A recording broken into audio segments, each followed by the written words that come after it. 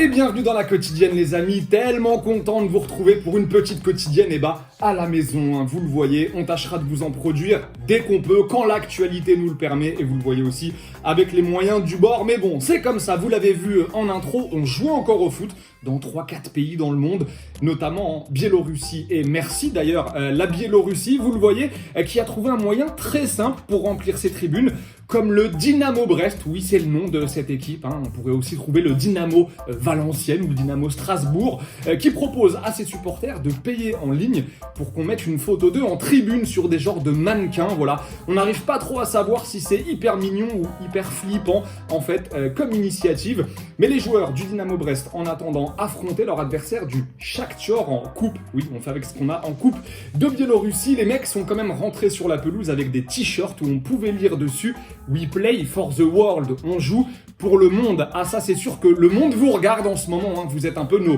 Real, nos Bayern, nos Chelsea, donc profitez-en bien les potos. Victoire 2-0 d'ailleurs du Dynamo Brest dans ce match. On a ramené quelques bons sons à la maison et on vous joue les buts avec nos bons sons comme si on était au Mexique.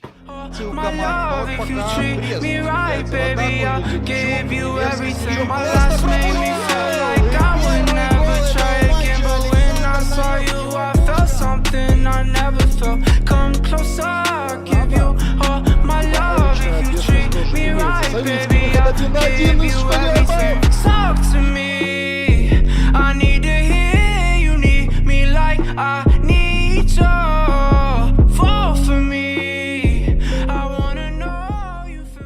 Alors sinon, vous en avez peut-être entendu parler cette semaine, Ronaldinho est sorti de prison au Paraguay, mais il est désormais assigné à résidence. Alors c'est assez lunaire hein, cette histoire, parce que regardez, son audience de libération cette semaine avec le juge a eu lieu au téléphone. Et oui, on blague pas au Paraguay, on prend pas trop de risques, et c'est bien. Donc Ronaldinho a été libéré, et que fait le Brésilien quand il sort de prison entouré de policiers pour rejoindre son hôtel où il est assigné à résidence?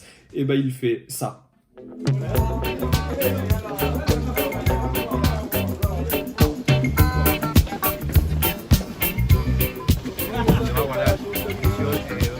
Et pendant ce temps-là, les joueurs continuent de s'entraîner à la maison. Vous l'avez vu dans notre petit zap d'hier, Ronaldo par exemple s'entraîne sur son île à Madère avec sa compagne. D'ailleurs, allez jeter un petit coup d'œil à nos zaps sur YouTube, on vous en sort régulièrement. Zlatan, lui, s'entraîne à Hammarby en Suède. Alors vous savez, Hammarby c'est le club rival de Malmö où il est actionnaire. Ça va encore plus faire plaisir tout ça aux supporters de Malmö qui, souvenez-vous, avaient déjà défoncé et brûlé sa statue quand il était devenu actionnaire d'Hammarby. Voilà, maintenant il s'entraîne avec eux.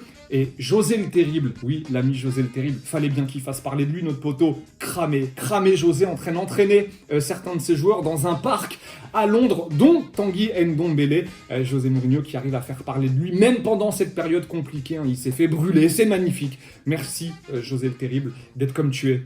Et le truc un peu bizarre hein, pendant cette période de confinement, c'est tellement on n'a plus de foot à se mettre sous la dent qu'on se contente d'un rien. Genre Paul Scholes, légende de Manchester United, qui nous met une lucarne dans son jardin, et on trouve ça ouf, magnifique, ouais.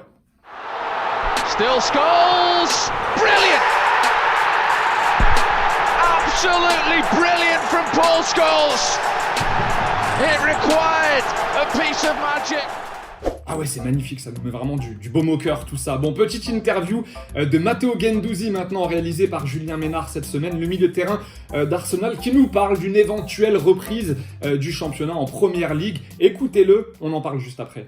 Pour moi, je pense que le plus important, c'est déjà rien reprendre, ni d'entraînement et ni les matchs avant que tout simplement que cette épidémie s'arrête. Le plus important, c'est la santé de tout le monde, pas que dans le monde du football, mais aussi dans le monde hospitalier, dans le monde de manière générale.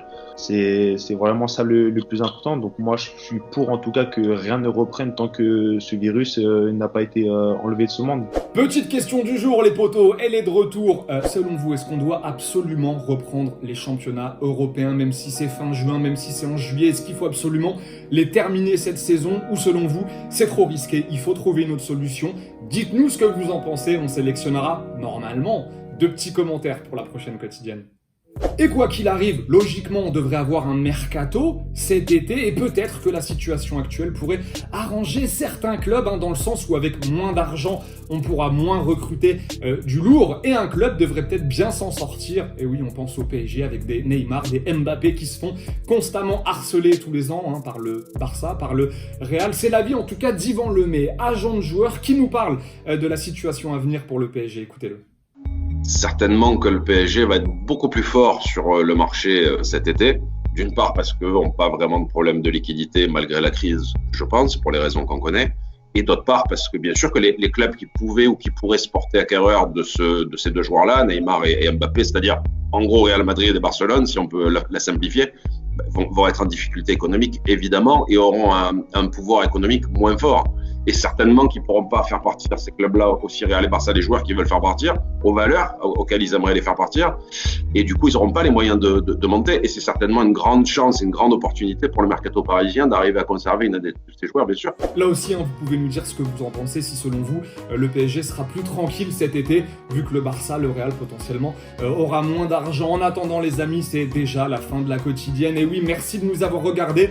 On n'oublie pas de s'abonner, de liker, c'est très important pour nous les potos par les temps qui courent, donc n'hésitez pas, on va tout faire en tout cas pour vite vous retrouver, et on va se quitter comme tous les jours en images et en musique. Oui, on change pas la tradition, avec un but récent en plus, c'était là il y a quelques jours, qui nous vient du Tadjikistan. Ouais, c'est un pays voisin de l'Ouzbékistan, de l'Afghanistan et aussi du Kyrgyzstan. Voilà, vous savez tout maintenant. Ciao les potos.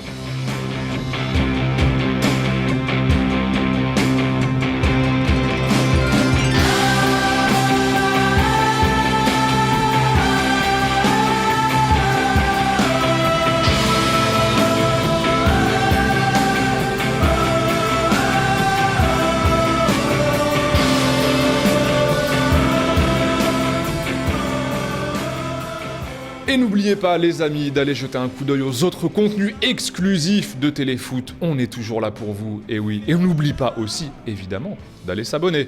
Salut!